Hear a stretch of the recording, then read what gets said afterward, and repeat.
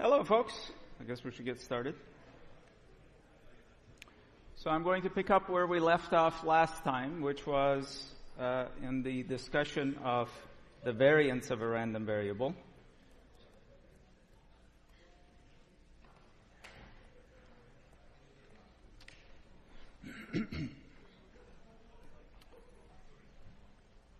So just to recap, we have a discrete random variable with probability mass function px of x. And this, we said, was the event that random variable x takes on the value small x. We define the mean of the random variable as the weighted average of its values, where the weights are coming from the probability mass function. This was the mean. We talked about the properties of the mean. So if I take a linear combination or take a linear function of the random variable, the resulting mean is the corresponding linear combination of the means. But in general, an arbitrary function of the random variable, we said, is not equal to the function of the mean. So the expected value of some, so this is in general. In general, you can't say this. If it is linear, of course, you can. We also talked about the law of expectation invariance, which is you have a random variable x, you take some function of x, and you want to figure out the mean of that function. So it's as though I have defined the random variable y, which is some function of x. Instead of having to figure out the probability law governing y, if all I'm interested in is the expected value of y, then I can make use of this property. This is the law of expectation invariance to figure out the mean. Expectation invariance. Okay, so that's a summary of what we've done with the mean. And then we got to the variance story. The variance, remember, is a measure of how spread out the random variable can be, or how wide the probability mass function can be. How far away from the mean can the random variable go? And there are different notations you can use depending on whatever is more comfortable for you or succinct, as the case may be. And this is the expected value of x minus its mean squared. So this quantity here, you can think of as a random variable in its own right. So the difference between x and its mean, so you subtract the mean from a random variable, you get a zero mean random variable. And then you figure out, look at the square of that. So this is clearly a function of capital X, so it's a random variable. And what we're doing essentially here is looking at the expected value of this new random variable, except it's usually not very helpful to think of this as a random variable. But it is a random variable, what's inside the square brackets, because it's a function of capital X. And we worked out using the linearity properties of expectation. After all the dust settled, we found that this is equal to the following, this formula. So the variance of a random variable is the second moment. This is called the second moment of the random variable. And of course, this is the square of the mean.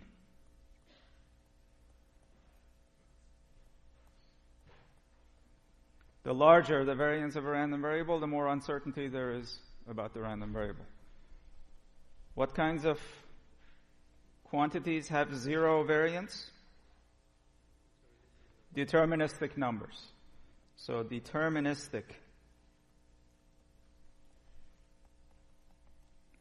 numbers have zero variance. Let's make that.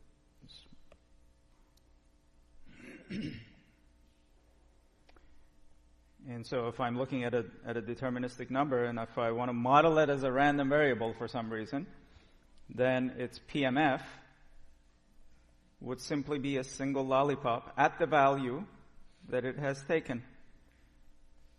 And the probability there is 1. So deterministic numbers have single lollipop PMFs. All the mass is sitting in one place. You sum over all the lollipops, obviously you get 1. So this is a deterministic number. Its mean is what? X0. It's the only place it can be. So, and its variance is, remember, the second moment minus the square of the mean. The mean can also be referred to as the first moment of a random variable. And you can talk about all these higher powers of x when you take the expected value, there are nth moments. So, what is e of x squared?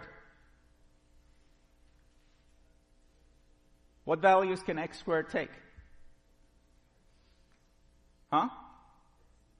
x0 squared. There's no other value for x squared to take except x0 squared. So that's x0 squared.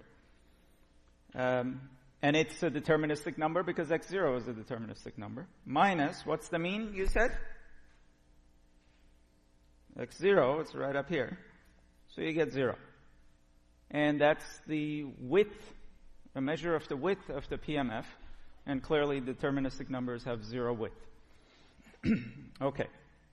We also talked about the variance of a Bernoulli.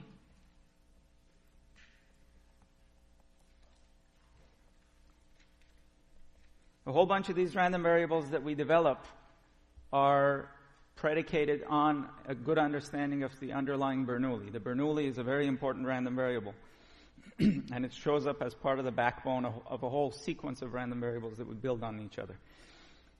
So a Bernoulli random variable takes on the value 1, as you know, with probability p, and takes on the value 0 with probability 1 minus p.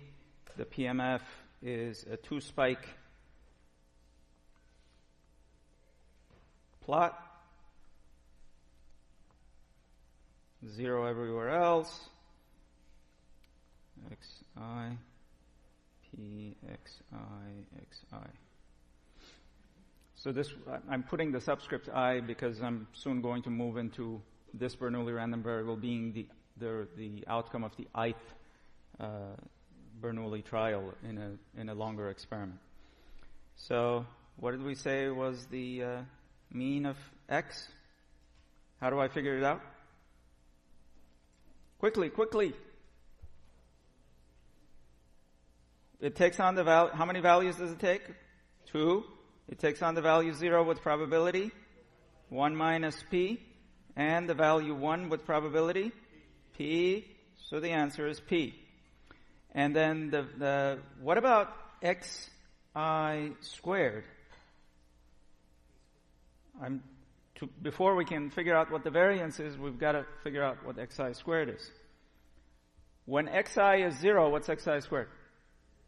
With what probability? 1 minus p. And when xi is 1, what's xi squared? 1. So this is exactly, this xi squared is not a different random variable in this case. Xi squared is exactly xi, because if you square 0, you get 0. If you square 1, you get 1. So its mean must also be p. Right? Because xi squared, if you think about xi squared as some other random variable, yi, that's also Bernoulli with probability p of being 1, with probability 1 minus p of being 0. So the expected value of yi, if you think of this as yi, is p, because yi is exactly the same Bernoulli random variable. Okay, so now we have everything we need. So the variance of xi is the second moment minus the square of the first moment or of the mean. So this is p minus p squared, and that's p times 1 minus p. This is what we did fairly quickly at the end of the last lecture. And of course, if I want to see what this variance looks like as a function of p, that's easy to do because we studied quadratics in high school, or maybe even middle school, depending on my generation in high school. And it looks like that. It's 0 at 0 and 1, right? There are two ways this expression can be 0. One is when p is 0, and one is when p. So let me write this in a different way now. Sigma xi squared as a function of p. So p here is a deterministic quantity. It's specified by your probability model. And as p varies from 0 to 1, your variance changes, and it peaks at exactly the halfway point. And at that point, it's 1/4. So a fair coin is the most uncertain coin. If you think about the variance of a random variable as a measure of its uncertainty, a fair coin is the most uncertain coin. If I give you a coin that has a probability 0.9 of turning up heads, and I ask you to make a bet, you'd bet on the outcome that's likelier, right? Okay. Now, let's build on this. So any questions on what we've done so far?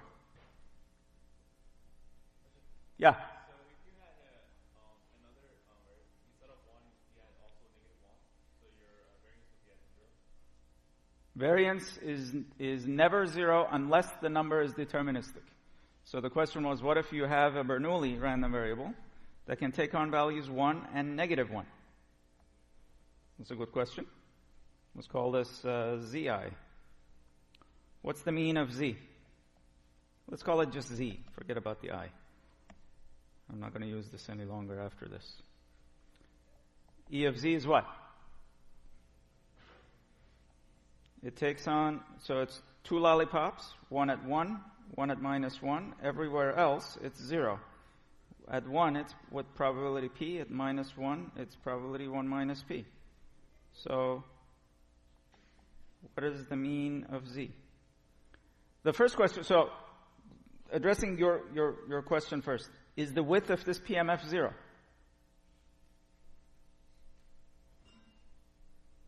The mean is somewhere between these two lollipops. Do you agree? That's the center of mass.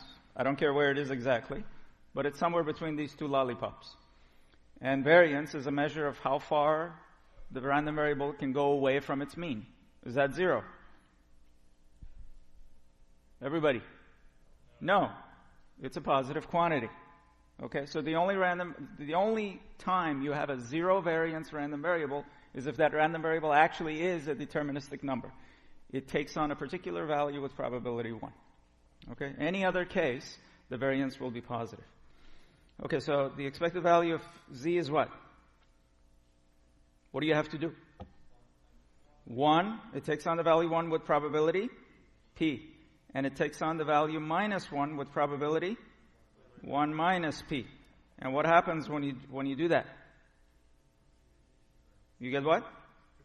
2p minus 1, wherever that lands. Yeah? What if there is a probability of 1 that something is going to equal 5? Like, no matter what, it will equal... That's a deterministic number. Yeah, with probability 1, if the random variable takes on the value 5, you're talking about the number 5. You can't take it. It's 0 variance. Yeah.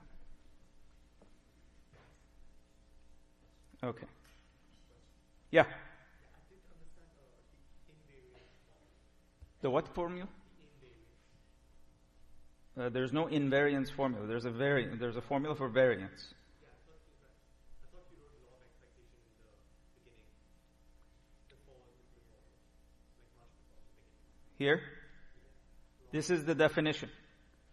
of variance. This is a definition. So before that law of expectation, Yes? you don't invariance, so I'm wondering why. This invariance is a different terminology from the term variance. It's actually an odd nomenclature, but that's what it's known as. The idea is that no matter what function you give me, to find the expected value of that function of the random variable, all I have to do is stick it in here and take the values that function takes for each value of possibility for x, and I do that weighted average. In other words, it's invariant to the function that I give you, or you give me. Yeah, that has nothing to do with variance. Variance is one specific example of this g of x. If g of x happens to be, in fact, that's probably a better way to specify it here. In this case, my g of x is this guy here. See? Right here. That's a function of the random variable x.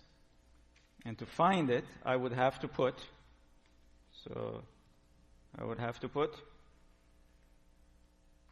x minus e of x squared.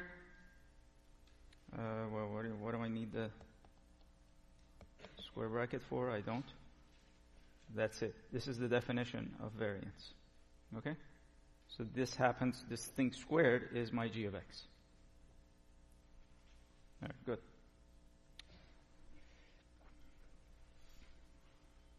Okay. Now, let's go to the binomial. I know that the binomial is a sequence of n Bernoullis. So I flip a coin n times. Okay? Once, twice, and n times. So I either get a 1 or a 0 in each of these with probability p and 1 minus p. Right? So we define that random variable as as L, and that random variable was the sum of n Bernoullis. So this is binomial, which is the sum of n Bernoullis. And we figured out what the mean was. What was the mean? How do I figure out the mean? The what? Linearity of expectation. So it's the sum of all these means. And each of these means is what? P. So the sum is NP. We're not quite ready to talk about the variance of the binomial, because that requires that we talk a little bit about joint probability mass functions and independent random variables and what happens to the variance of a sum of independent random variables. And that we're going to do today. So, variance. Stay tuned.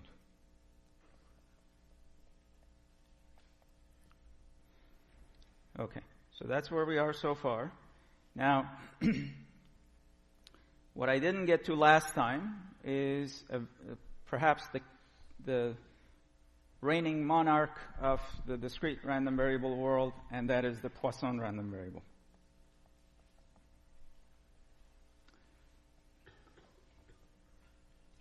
There are two random variables that if there are only two takeaways from this class you take with you. One is in the discrete realm, the Poisson random variable, which shows up all over the place, and the other in the its continuous counterpart, which is the Gaussian random variable, which has the bell-shaped curve probability density function. These two are the two most important probability distributions that you'll encounter. So why is this one so important? Suppose I ask you to figure out the probability law governing the number of typos in a book. So let's say a book has n words in it. Okay? N words in a book. Each word has a probability P of containing a typo and probability 1 minus P.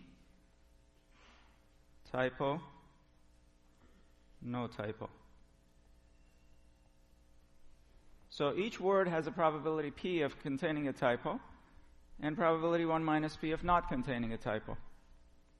Would you say if any self-respecting copy editor has worked on the book that P is very small?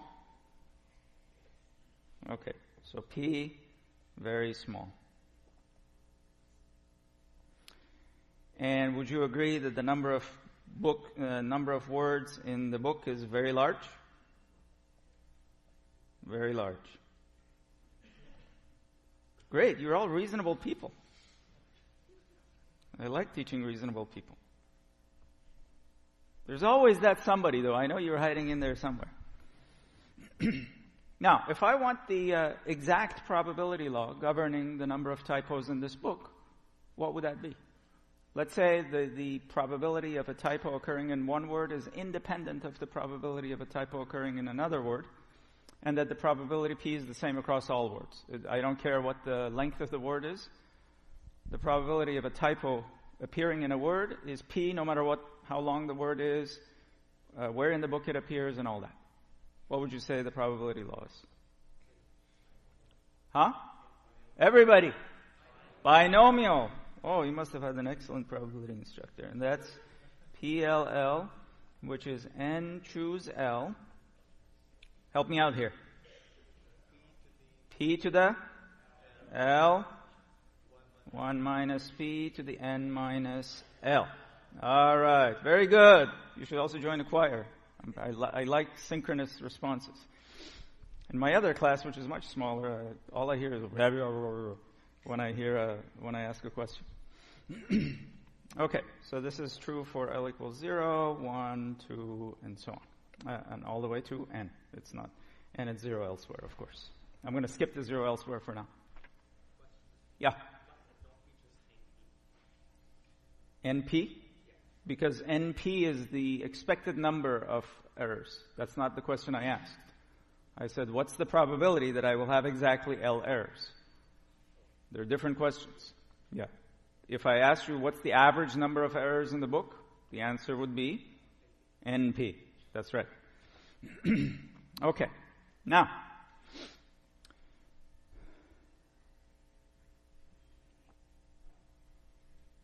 if N is very large, I'm doing a large number of Bernoulli trials, and the probability of an error occurring is P. Well, you just raised the question, what is NP? NP, I'm going to give a name. I'm going to call it lambda. What does lambda represent? Expected value of the errors, or the average number of errors in this book, or in a book of length n, where n is the number of words. Okay? So this is the average or expected value of errors. Notice I can change the context completely and say I am looking at the number of vehicles in San Francisco that experience an accident on the road on any given day. The total number of vehicles, suppose, is n. The likelihood that any particular vehicle is involved in an accident is very small. And let's assume they're all independent. We're doing a lot of simplifications, right? So we can always go and dive into these rabbit holes of, well, why do you assume that they're independent? And obviously if two cars collide, they're not independent. But we do a lot of simplifications when we want to get to the core of real-world problems. Otherwise, everything is intractable. So let's assume all of those things is true. Then do you agree that the same model will work? that the number of accidents is a binomial. Do you agree? Okay. I can also change it further. I say I have a digital communication system. There are n bits per second that are transmitted. The probability that a bit is corrupted is p. And if the system is designed by any self-respecting digital communications engineer, you would want that p to be very small. So again, you have a very large number of trials where in each Bernoulli trials, where in each trial the probability of something that you're trying to detect or are interested in happening is very small. Whether that thing is an accident, a typo in a book, a corrupted bit, or you're measuring the number of people who arrive at the crosswalk on Bancroft and Telegraph and want to cross the road per, say, second. Okay, it doesn't matter. In any kind of this kind, in any situation where you can model it in this way, the binomial and what I'm about to show you, the Poisson, come into the picture. That's why it's so important, because a lot of contexts are like this. Okay. Now, I am here to tell you that for these conditions, if these conditions are true, so P small, N large, and L much smaller than N, PLL can be approximated well by this probability law.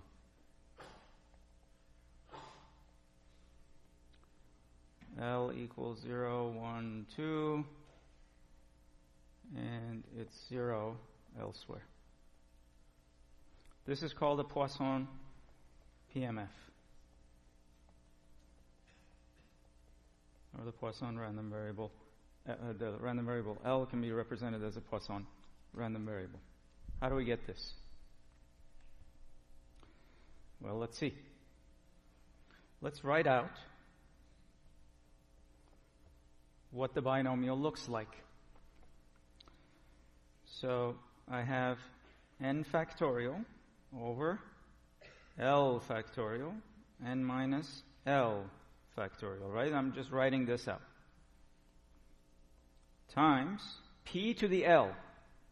What did we say was, so we said, let's write that here. Lambda is equal to NP, the expected number of arrivals in n trials. If I'm looking at the digital communication system, lambda would be the expected number of bit errors in 1 second. If I am looking at the car accident situation in San Francisco, it would be the expected number of accidents in 1 day. Okay, they're all modeled the same way. Okay, so we said lambda is NP. I have a P to the L here, so I have a lambda over N to the L. So P is lambda to lambda over N, so I have a lambda over N to the L, and then I have 1 minus lambda over N to the N minus L. Great. Let's see what that looks like now. So now let's break this apart. I have, if I get rid of the n minus L factorial in the denominator, I will have n times what? N minus 1, all the way to n minus L plus 1, which is n minus L minus 1. And then I have L factorial down here. Okay? And now I have a lambda to the L, and I have an n to the L. So I've broken this first parenthesis apart. And the last one is 1 minus lambda over n to the n divided by 1 minus lambda over n to the L. Do you agree? I want you to I didn't write this properly. Let's put all of those. My sophomore year high school algebra teacher would have been very upset with me if I didn't put this fraction line in front of where it's supposed to be. So here we go. That's to the n, and that's to the L. Okay? Do you all? The trickiest part is really what I did with getting rid of this guy here and the appropriate terms in the numerator. Okay? So I got rid of some terms in the numerator, and this is what I have. So make sure you're convinced that that's correct. Tell your neighbor you're convinced. Here's your chance at a 30-second break.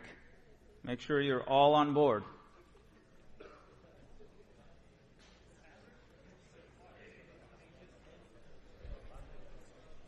I also want you to discuss with each other how many factors I have in the numerator. How many things are being multiplied with each other in this first fraction, the numerator of the first fraction? Because that's also important.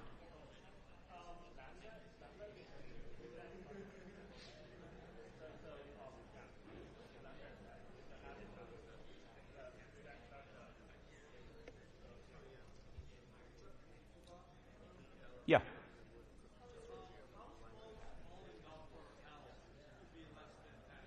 So, I'll answer that after.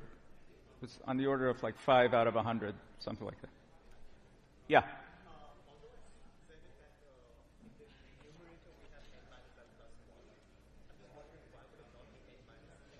Because there's an n minus L in the denominator.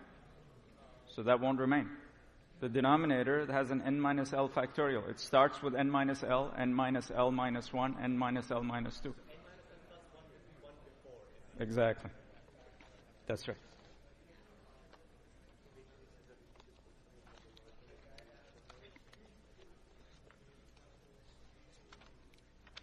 Okay. Are we all on board?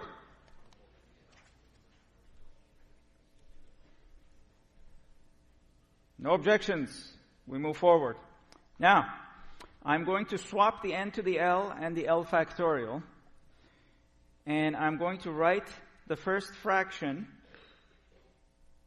in the following way. Do you agree? How many factors do I have in the numerator here? L. And how many n's do I have in the denominator here?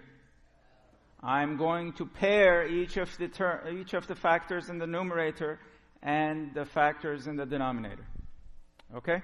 Each of the n's in the denominator. So I have an n over n. I have an n minus 1 over n. And I go all the way to n minus L minus 1 over n. Do you agree?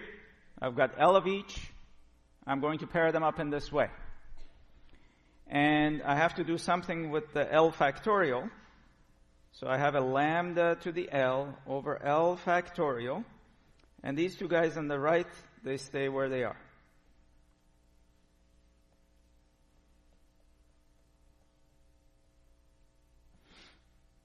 Is everybody here? In body and mind. Okay, excellent. All right, you must have had a good breakfast. Now, what happens if I take n to infinity? That's an idealization of n being very large compared to L. What happens to each of these fractions? Goes to 1. Each fraction goes to 1. So this all collapses to a 1. Does this ratio here have any dependence on n? So it stays right where it is. What happens to the denominator term here? N as in Nancy goes to 0, goes to infinity. It goes to what? 1. So this denominator goes to 1. Now let's see, who is a calculus buff here?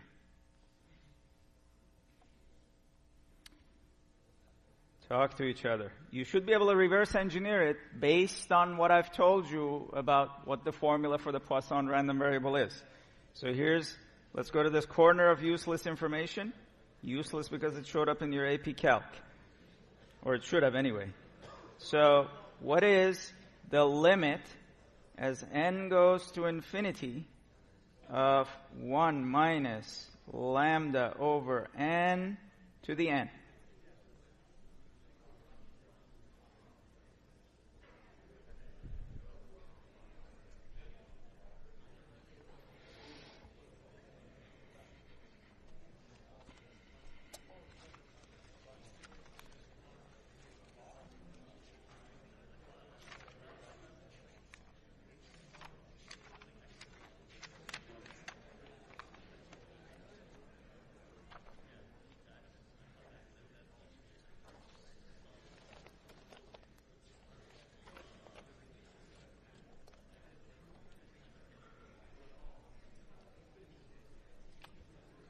Rohan, my man. Rohan, you need a dimmer switch on that fluorescent orange jacket. That's a cool jacket.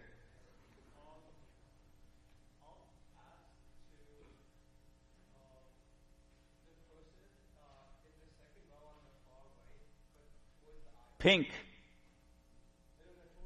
Towards the aisle. It's you. You ready? Okay.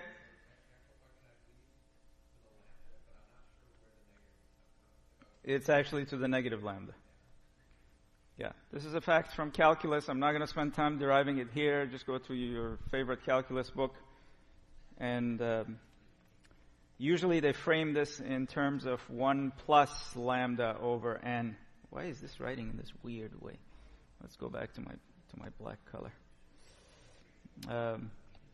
Usually in a calculus book they write this as limit as n goes to infinity, 1 plus lambda over n to the n, and they say that's e to the lambda. Sometimes they skip the lambda and they just write it as 1 plus 1 over n to the n, and they just tell you that that limit is e itself. So anyway, so we have now I forgot to put the limit as n goes to infinity of this guy here. And we arrive at our formula. L factorial e to the minus lambda. And this is true only for 0, 1, 2. What happens now? The binomial went up to n. But I'm taking n to infinity. So, no, I've got the formula, but over what values of L is this valid? All n, all L, right? Non-negative. So that's our Poisson PMF.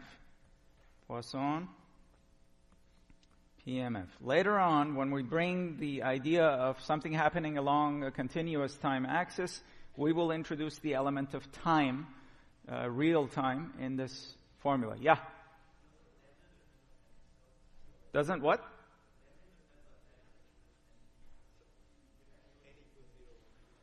Yeah, so here's the thing.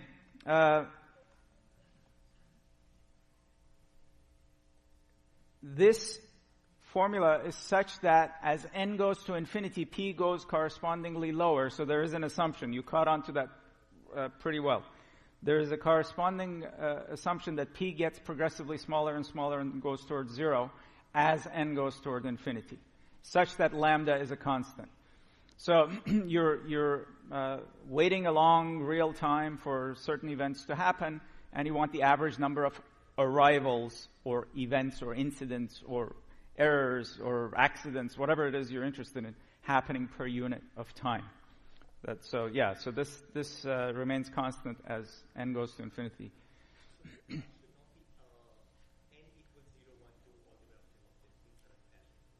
My random variable is L, not n.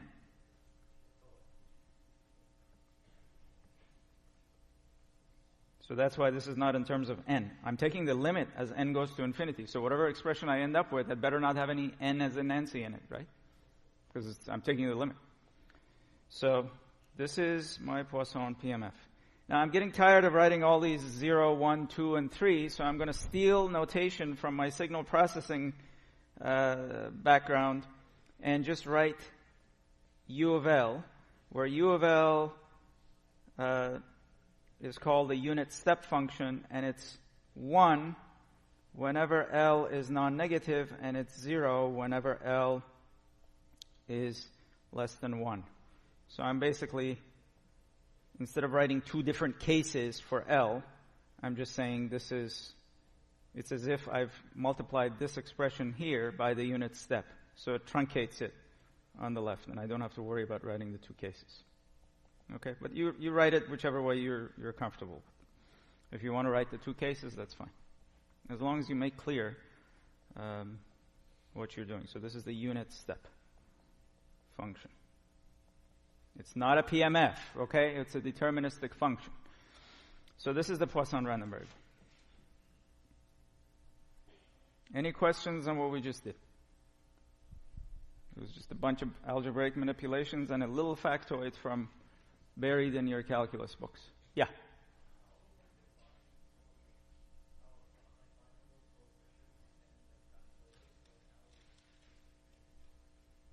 We don't. So we don't define it for L negative. But you have to tell me where the probability... So a probability mass function is a function. Anytime you talk to me about a function, you've got to tell me what the domain is, what the codomain or range is, what the rule is that takes you from an element in the domain to the element in the range or codomain. And you can't leave it dangling as to what you're going to do with some elements in the domain. The domain of the PMF is the set of integers. So you can't just tell me what the function is for non-negative integers and not tell me what the law is for negative integers. There are some PMFs that have non-zero values for negative values. Yeah, that's why you have to specify it. It's all part of the being hardcore about specifying what a function is. Okay. All right. So now, just to give you an idea, I'm going to steal an example from a book, which, by the way, is an excellent book in case you want to get practice for this. There's a book by Bertsikis and Tsitsiklis. I forget the exact title of the book, but Introduction to Probability Theory or something like that. Intro to Probability. If you look them up, they're two of my favorite MIT professors. And this book is also used in the first portion of 126, EE 126. It's very clearly written, lots of examples. So the example I'm snatching is on page 79. This book is in its second edition.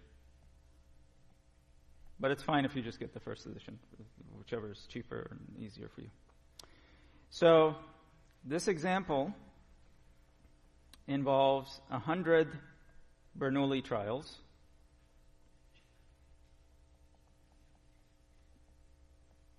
Okay?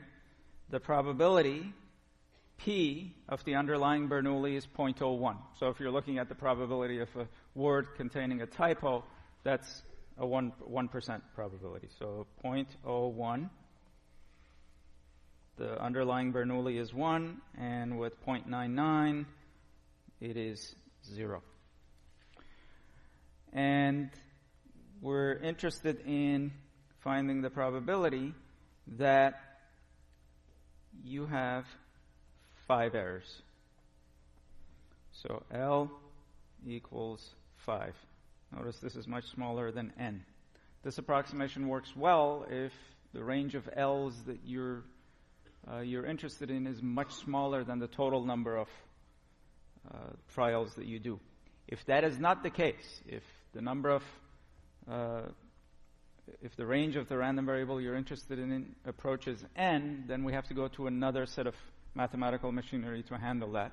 And we'll deal with that a little later in the course when we talk about the law of large numbers and the central limit theorem, and we approximate the binomial with a Gaussian. Okay, but right now we're not there yet. So with the binomial, it would be what? Can you tell me what to write here? Huh? Louder, everybody. 100, choose 5 times 0.01 to the 5 times 0.99 to the 95. And any self-respecting calculator should spit out 00290. Okay? If your calculator doesn't spit that out, it's time to part ways. Bye-bye.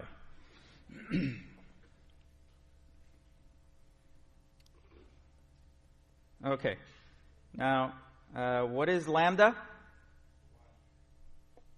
I have 100 trials times 0.01, which is 1. So that's the average number of errors in my 100 Bernoulli trials, right? And that's consistent with 1% error per word. And if I have 100 words, and each word has a 1% chance of containing a typo over a large enough set of samples, in this case 100, I expect on average 1 typo. Okay? Now, what does the Poisson random variable tell you? It's lambda to the, well, let's first write the expression. L, lambda to the L over L factorial e to the minus lambda. So what's my lambda? We said is 1. L is 5 over, why are you so timid? 5 factorial e to the minus 1. And any self-respecting calculator would allow you to figure out what e is, and that would be the answer. They're reasonably close. If I make n 1,000, the answers would be even closer to each other. Okay? So this is all about an approximation. So the Poisson random variable, under the conditions that we specified, large number of Bernoulli trials, the random variable taking on a small range within that large number of trials, the probability of each Bernoulli being small, of causing an accident or typo or whatever it is, arrival, then the Poisson would be a good approximation. You have a question? Yeah. So if the binomial gives us an exact answer, why would we not use that? Would you rather do how large a factorial does your calculator handle? Not very large. Okay, that's the problem. Okay? Yeah, that's why the approximation is nice, because you don't want to deal with factorials. Factorials can get nasty very quickly. But isn't there a factorial in the Poisson? So it's computationally expensive. There is a factorial in the Poisson, but remember, what did we say about L? It's small, right? Yeah, absolutely. There is a factorial in the Poisson. Yeah.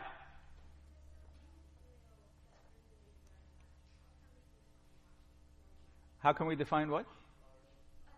Large? So that's subjective. In this case, and it depends on what kind of accuracy you want. You might not like this accuracy. You might not like the fact that you go from 0.00290 to 0.00306. So you play around depending on the application. You define what accurate means, and you play with those numbers. But generally, this symbol is subjective, right? What does that symbol mean? When I say p is much smaller than 1. For some applications, a p of 0.05 might be small enough. For some other applications, a p of 0.0001 may be small enough and nothing larger. So it all depends on the application. Yeah. That was a good question. Okay. All right. So here we have the PMF. Let's talk about this PMF a little bit more. I've got lambda to the L over L factorial e to the minus lambda times the unit step. That's my Poisson. Do you agree that this is a non-negative function?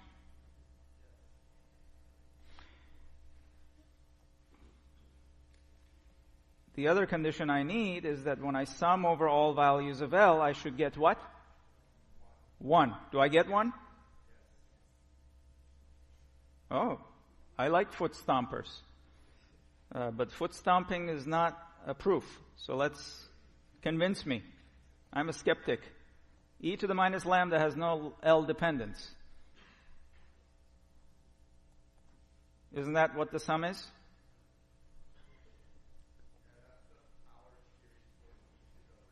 That's exactly the power series for e to the lambda.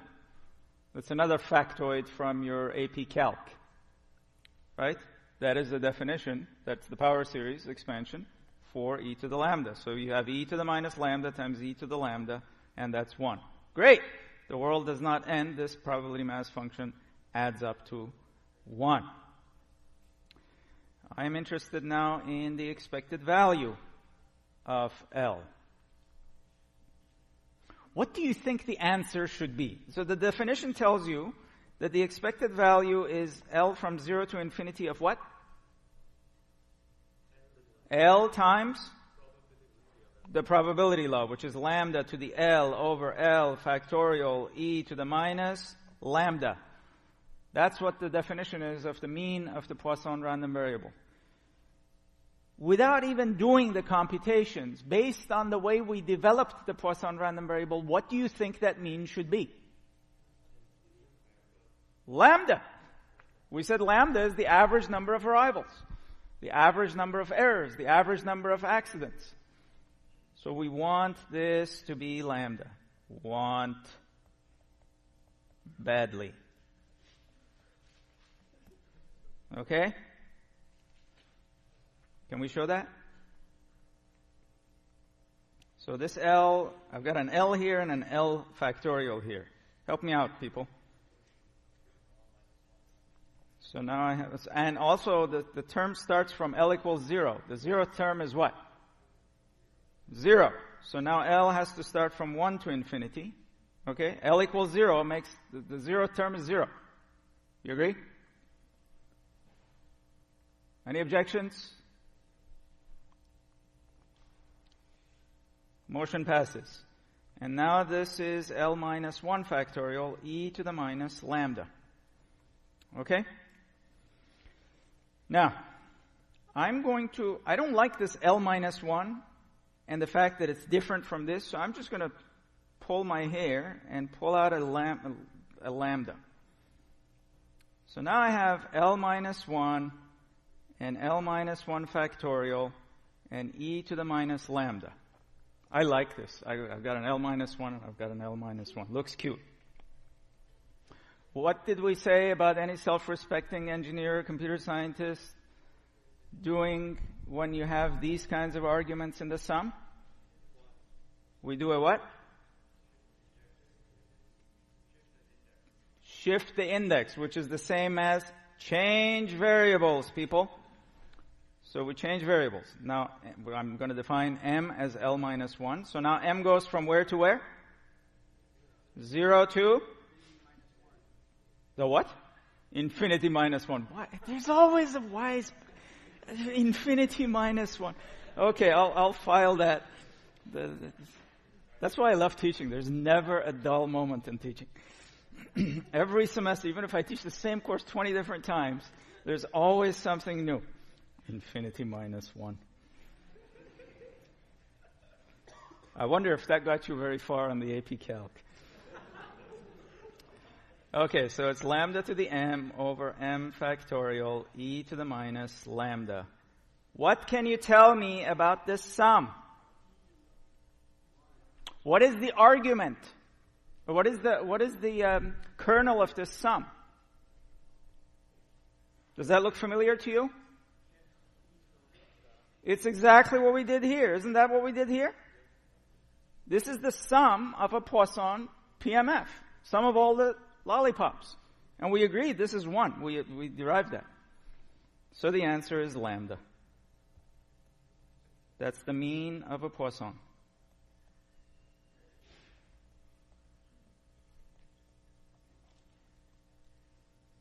Okay. What's the variance of a Poisson? I'm going to give you time to work this out. Use all the tools that we've used so far and figure out the variance of the Poisson. Yeah?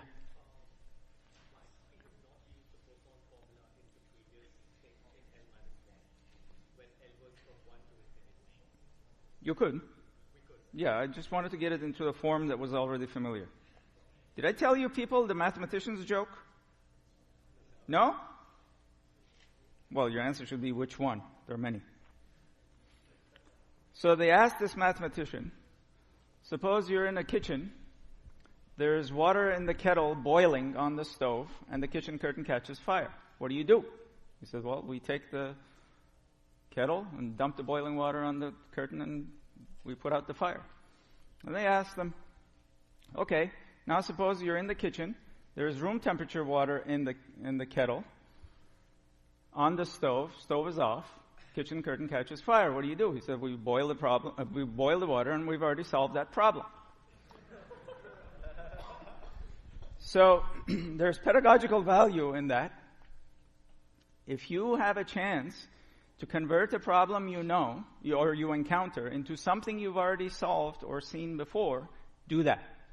Okay, so that's part of the reason why I didn't want to look at this. It looked vaguely familiar, but there was a little bit of a clutter there, and I converted it into something that I've already seen before, in fact, a moment earlier. Yeah? So the fact that L starts from 1 and M starts from 0 does not change anything? No, because I've just changed variables. Why would it change anything? I've defined a new variable, m, which is L minus 1. So when L is 1, m is 0. That gives me the lower limit. When L is infinity, m is infinity. That gives me the upper limit. And I have a new formula. The other trick is whenever you have an L minus 1 and if you bring down the index by 1, every place you have an L, you add 1 to it. So you have L plus 1 minus 1, and that goes away. Okay, that's another trick. All right, figure out the variance, please. We got to get to joint probability mass functions as well in this class, or I'll be shot by the TAs and probably Satish.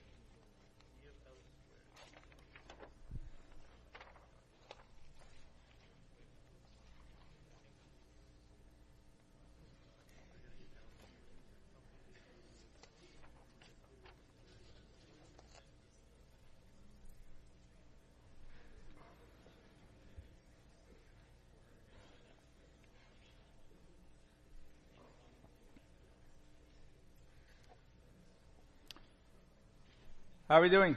Does anybody have an answer? Anybody there yet? Nobody? Oh, you have a question.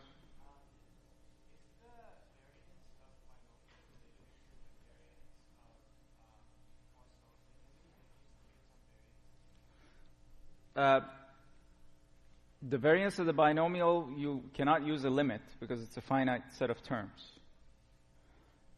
If you want to use basic intuition, you've got independent random variables. It turns out that the variance of a sum of independent random variables is a sum of the variances. And you have already figured out what each of those individual variances is. It's the Bernoulli, right? P times 1 minus P. You just multiply that by n. But because I haven't discussed joint PMFs, I didn't develop that any further yet. Okay, so what is the variance of L? How do I figure it out? What does the formula tell me? What's the basic definition of the variance of L? E of L squared minus E squared of L. This one we know. We just figured it out, right? So it's lambda squared. So the only thing we have to figure out is the second moment. Did you have a question or did you want to? Okay, so why don't you guide us through? So E of L squared. What's your name? Arjun? Go for it, Arjun.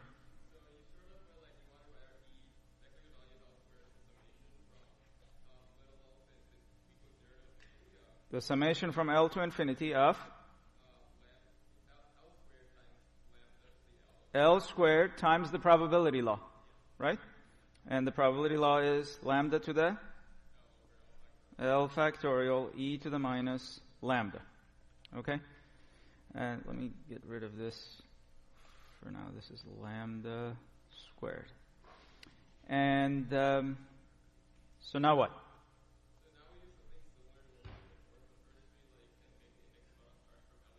1 to infinity, because the first term is again 0. Okay? I factor out a lambda. Okay?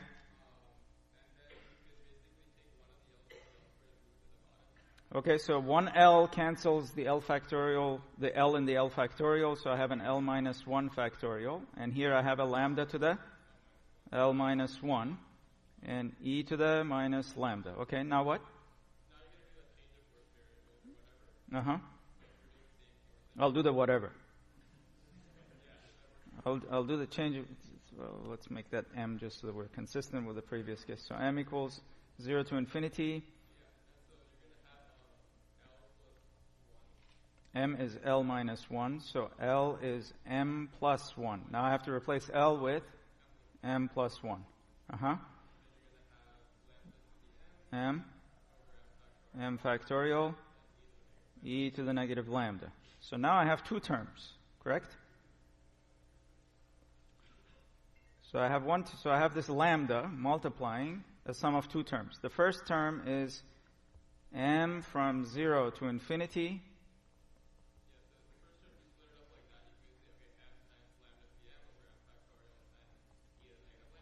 That's the first term. Plus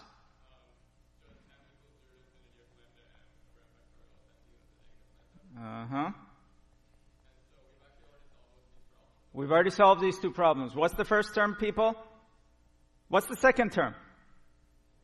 1. It's the sum of the Poisson PMF over all its possible non-zero values. That's 1.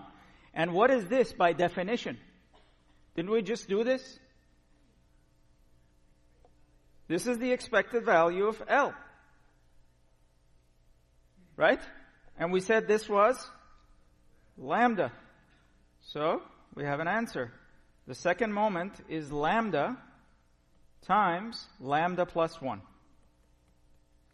So it's lambda squared plus lambda.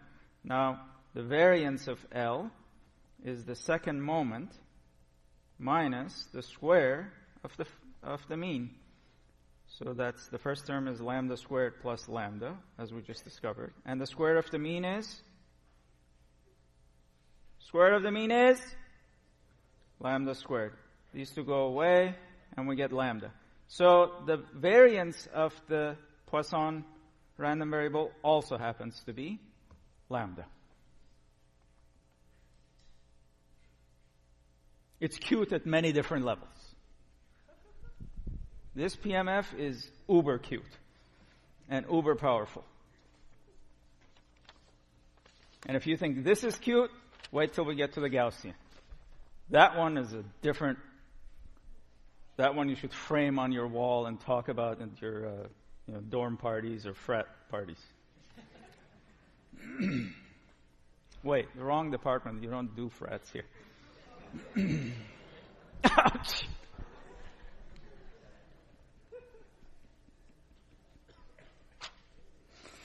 All right. Take a 2-minute break. Although I hope I've been entertaining enough that you don't feel too drained. All right, take a 2 minutes. Come back.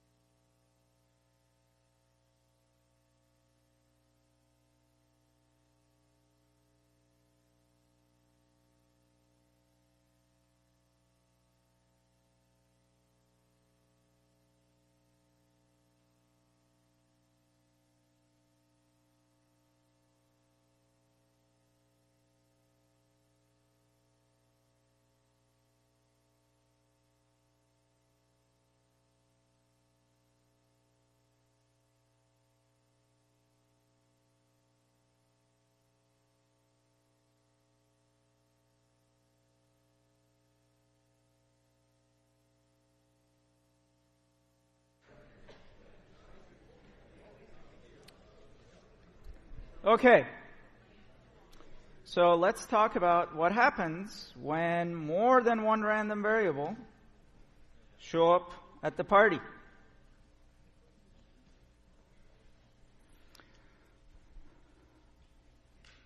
The good news is that there's absolutely nothing new in this discussion except new notation.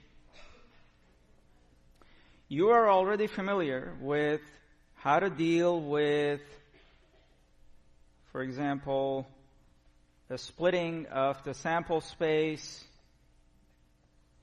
Let's say I go to n of, and then I define another event B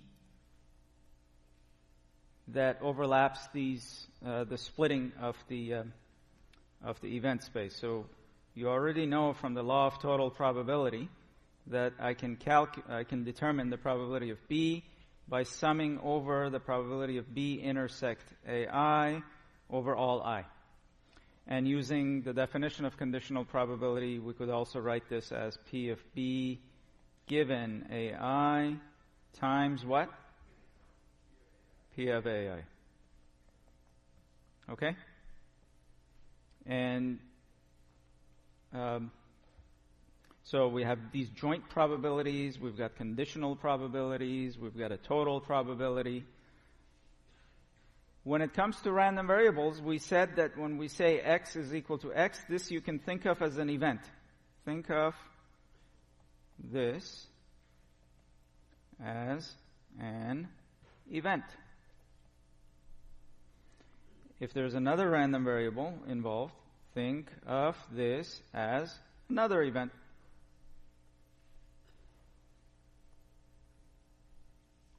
So, when we discussed individual probability mass functions, we said this is the same as the probability that random variable x takes on the value small x. It's the probability of an event, where that event is capital X equals small x. Now, I want to go into a situation where we have more than one random variable. Well, I'll just define this as the probability that random variable x is small x and random variable y is small y. That's what this means, the joint probability of two random variables. I can also define a conditional probability.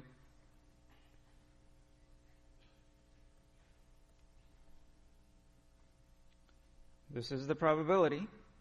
You tell me. Probability of what given what? X is small x, and y given that y is small y.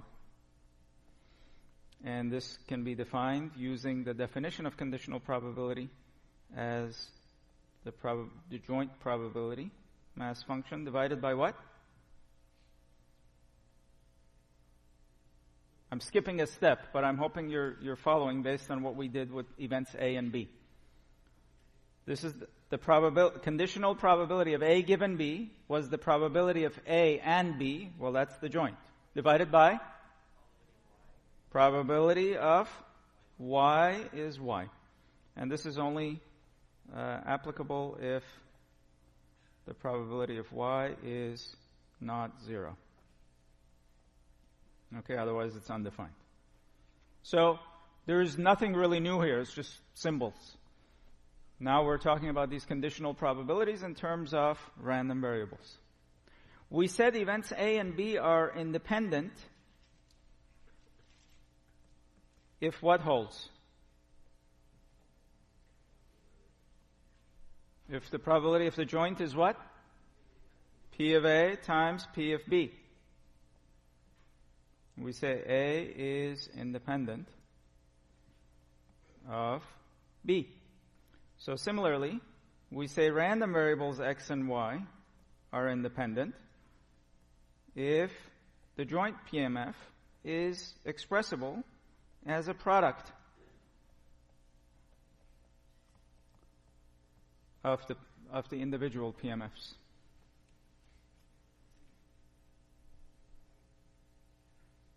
We good so far? So let's do a toy example.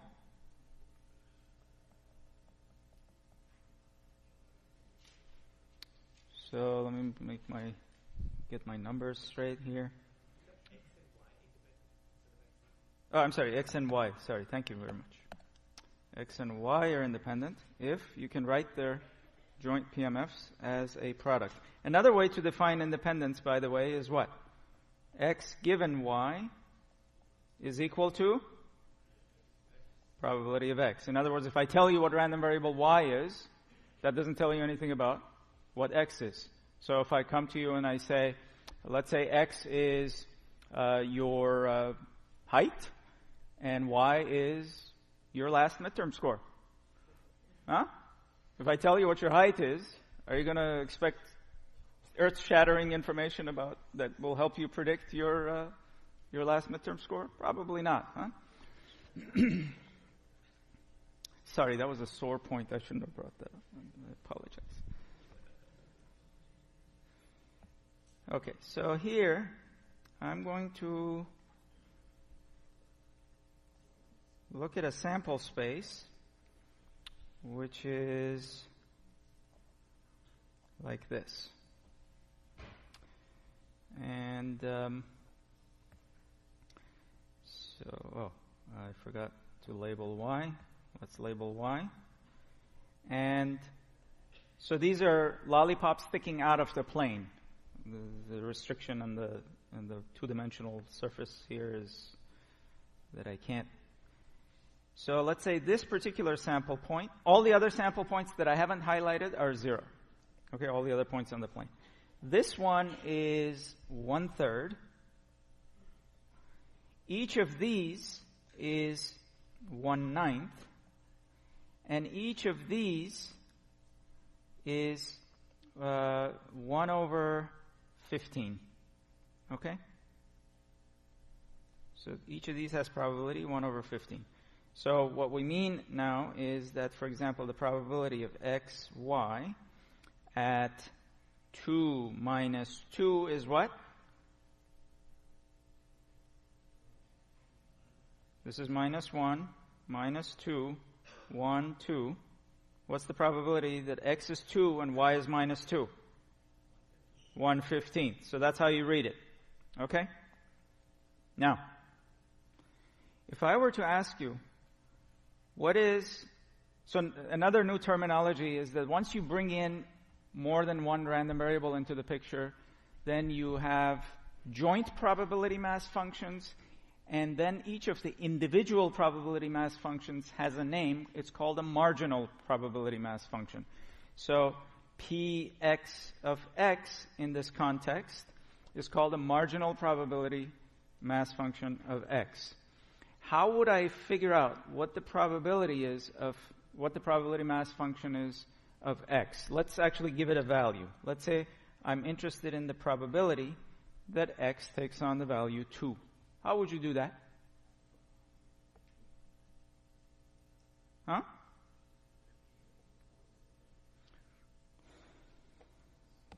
Can I? Well, I didn't mean to give away the answer. Let's get a highlighter here. What are the sample points corresponding to the event x is 2? Tell your neighbor. If you were to shade it or highlight it, which sample points would you highlight?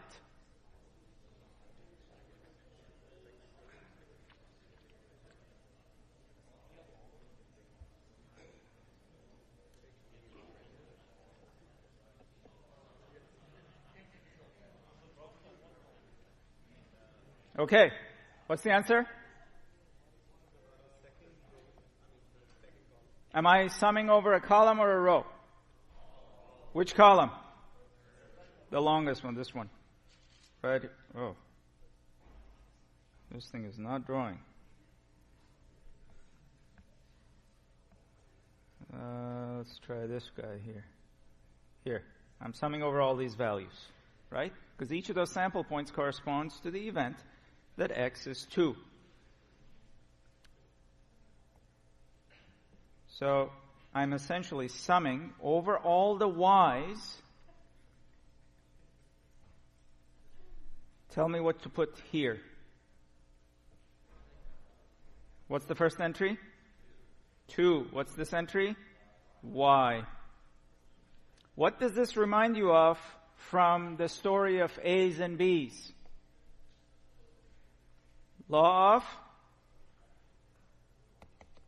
of what? Total probability. Law of total probability said to figure out the probability of an event B, what you can do is take I want B there.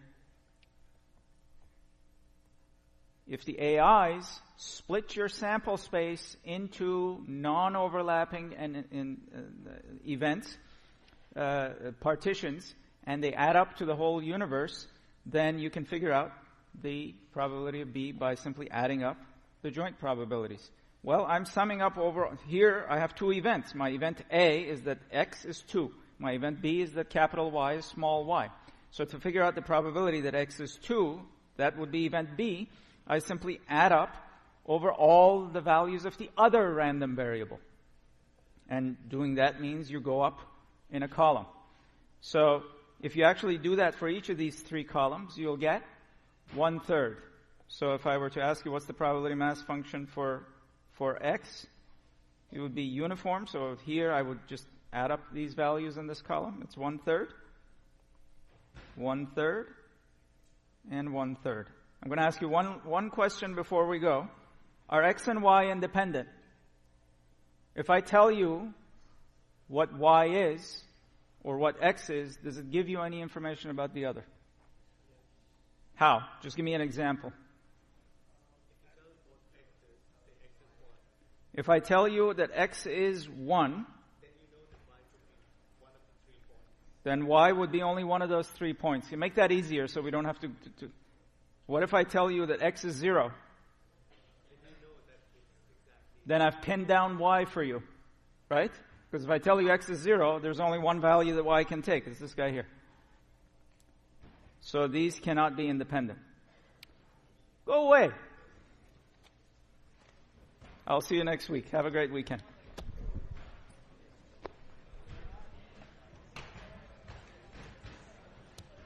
Just a general question.